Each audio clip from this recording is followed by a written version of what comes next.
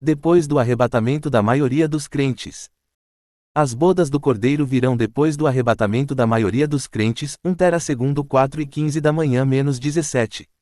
Haverá muitos arrebatamentos, o das primícias, do filho varão, dos vencedores no mar de vidro, das duas testemunhas, da maioria dos crentes e da respiga. O casamento do Cordeiro virá após todos esses arrebatamentos. Depois do trono de julgamento de Cristo.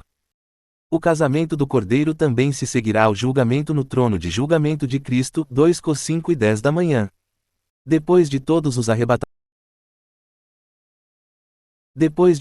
arrebatamentos e antes das bodas, haverá o julgamento no trono de julgamento de Cristo para determinar quais crentes estarão qualificados para a festa das bodas. Se você for galardoado no trono de julgamento de Cristo, participará da festa de bodas.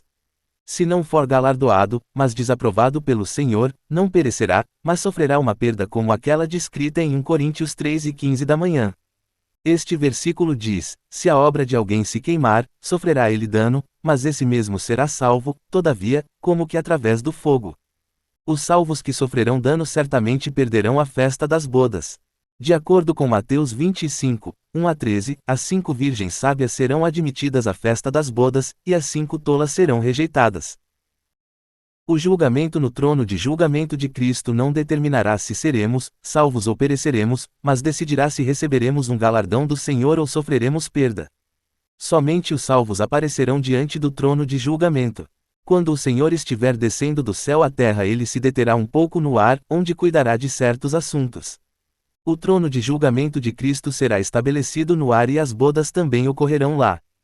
Depois desse julgamento e depois das bodas, Cristo descerá com os seus escolhidos como o seu exército para lutar contra o anticristo na guerra em Armagedon. Assim, tanto o trono de julgamento quanto as bodas ocorrerão no ar.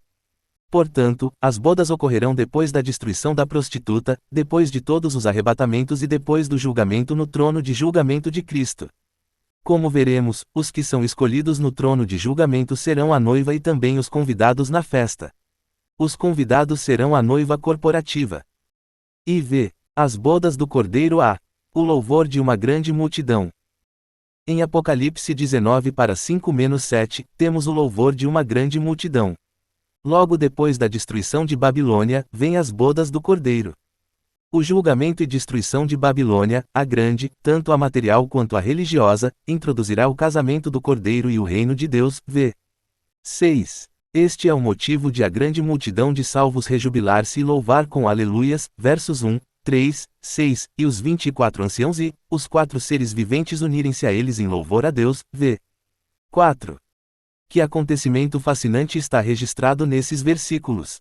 Naquela hora teremos testemunhado a destruição da prostituta, teremos passado pelo julgamento no trono de julgamento e estaremos nas bodas. Aleluia! Maravilhoso! Espero estar lá, e estou ansiosamente esperando por aquele dia. O versículo 6 descreve a voz da grande multidão, como de muitas águas, e como de fortes trovões.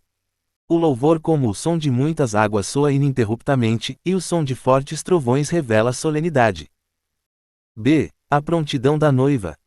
Chegamos agora a uma questão crucial, a da prontidão da noiva. O versículo 7 diz: alegremo-nos, exultemos, e demos-lhe a glória, porque são chegadas as bodas do Cordeiro, cuja esposa a si mesma já se ataviou. A esposa, refere-se à igreja, é F 5:24 da manhã menos 25, 31-32, a noiva de Cristo, J 3:29 da manhã. Entretanto, de acordo com os versículos 8 e 9, a esposa, a noiva de Cristo, aqui consiste somente nos crentes vencedores durante o milênio, ao passo que a noiva, a esposa, em 21:2 é composta de todos os santos salvos após o milênio pela eternidade. A prontidão da noiva depende da maturidade em vida dos vencedores. Além disso, os vencedores não são indivíduos separados, mas uma noiva corporativa. Para isso, a edificação é necessária. Eles não são somente amadurecidos em vida, mas também edificados juntos como uma noiva. 1.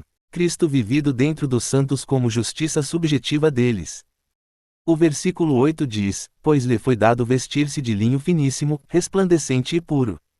Porque o linho finíssimo são os atos de justiça dos santos. A palavra puro, ou limpo, refere-se à natureza, ao passo que resplandecente refere-se à expressão. A palavra grega traduzida como atos de justiça pode também ser traduzida para justiças. As justiças não se referem à justiça, que é Cristo, que recebemos para a nossa salvação, FP 3:9, 1:30 da manhã. A justiça que recebemos para nossa salvação é objetiva, para que possamos ir ao encontro da exigência do Deus justo, ao passo que as justiças dos santos vencedores aqui são subjetivas, para que eles possam ir ao encontro da exigência do Cristo vencedor. Assim, o linho fino indica a nossa vida vencedora, o nosso viver vencedor. É o próprio Cristo que vivemos dentro de nosso ser. 2. A veste nupcial em Mateus 22.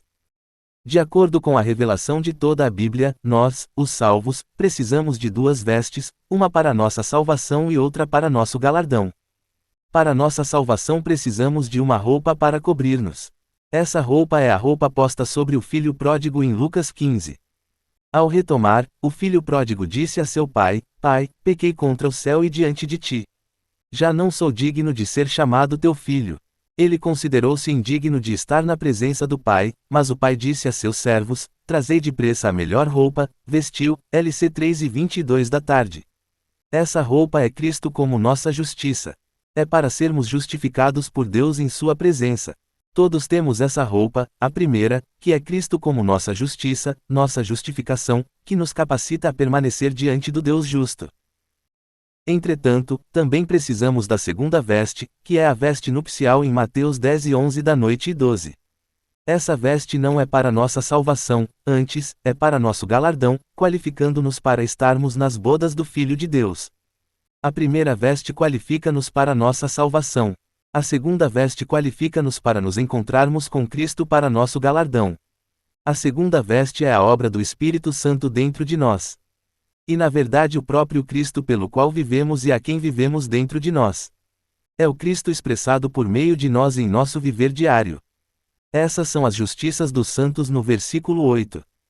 A segunda veste é também a justiça falada em Mateus 5:20 da manhã. Neste versículo o Senhor Jesus disse: Porque vos digo que, se a vossa justiça não exceder em muito a dos escribas e fariseus, jamais entrareis no reino dos céus. Essa é uma palavra pesada, e poucos cristãos a compreendem. Esse versículo indica claramente que precisamos ter uma justiça que ultrapasse a justiça dos fariseus. Essa justiça não é o Cristo objetivo que recebemos como nossa roupa para nossa justificação. Antes, é o Cristo subjetivo que vivemos dentro de nós como nosso viver diário. Não é a roupa justificadora, é a veste que nos qualifica para recebermos o galardão.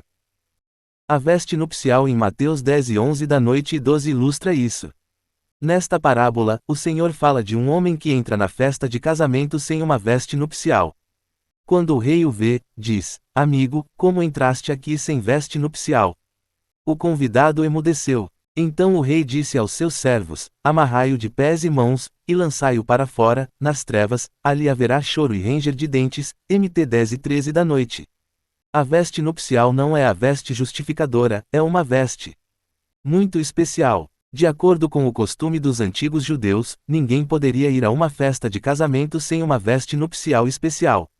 Se quisermos estar na festa nupcial do Cordeiro, precisamos estar vestidos com esta veste. Se você quiser ser qualificado para ir à festa de casamento de Cristo, precisa viver por Cristo e vivê-lo em seu viver diário. Esse Cristo, o Cristo subjetivo, será a veste nupcial para qualificá-lo a ser admitido na festa de casamento. Portanto, precisamos tanto da veste justificadora quanto da veste nupcial. A segunda veste é mencionada em Apocalipse 3:4, 5 e 18. Em 3:4 e 5, o Senhor disse à igreja em Sardes que aqueles que não contaminaram suas vestes andarão com ele de branco e que os vencedores serão vestidos de vestiduras brancas. Essa é a veste para a festa das bodas. Em 3:18 da manhã, o Senhor advertiu a igreja em Laodiceia a comprar dele vestiduras brancas. Assim, no livro de Apocalipse é bastante enfatizada a questão da segunda veste. Se não a tivermos, perderemos a festa das bodas. 3. As roupagens bordadas no Salmo 45. Essas duas vestes são também vistas no Salmo 45. Neste salmo, a rainha tem duas vestes, versos 13 a 14, uma corresponde à justiça objetiva para o nosso viver e a outra à justiça subjetiva para a nossa vitória. A última é equivalente à veste nupcial em Mateus 10:11 da noite e 12. A rainha do Salmo 45 representa a igreja. A sua primeira veste é recamada de ouro, e a segunda são roupagens bordadas. Na Bíblia, o ouro simboliza a natureza divina de Deus. À época da nossa salvação recebemos uma veste de ouro que nos capacita a estar na presença de Deus. Além disso, precisamos de outra veste, uma veste bordada. Essa bordadura representa o trabalho transformador do Espírito Santo. O Espírito Santo hoje está trabalhando em nós para transformar-nos, seu trabalho é como o de uma bordadeira dando muitos pontos no tecido. Embora tenhamos a primeira veste, a nossa segunda veste está agora sendo preparada sob o trabalho de bordar do Espírito Santo. Essa veste nos qualificará para ver Cristo no seu trono de julgamento. Dia após dia estamos sob a agulha, a transformação do Espírito Santo. Como precisamos dessa segunda veste? Isso é algo muito sério. Embora essa questão seja muito séria, a maioria dos cristãos só se importa com a primeira veste. Alguns até dizem, já que estamos justificados, redimidos e salvos, tudo está bem. Não dê ouvidos a isso. Você pode estar muito bem no que concerne à sua salvação, mas e quanto ao galardão? Você não precisa apenas de justificação, também precisa de aprovação. Quando comparecer diante do trono de julgamento de Cristo, ele aprovará você. Mateus 10:14 da noite diz muito claramente que alguns serão escolhidos e outros não. Somente aqueles que têm a segunda veste, produzida pelo trabalho de bordadura do Espírito Santo, é que serão escolhidos e qualificados para estar na festa das Somente aqueles que têm a segunda veste, produzida pelo trabalho de bordadura do Espírito Santo, é que serão escolhidos e qualificados para estar na festa das bodas do Cordeiro. C. Introduzindo o reino do Senhor. No versículo 6, a voz da grande multidão. Repetindo o capítulo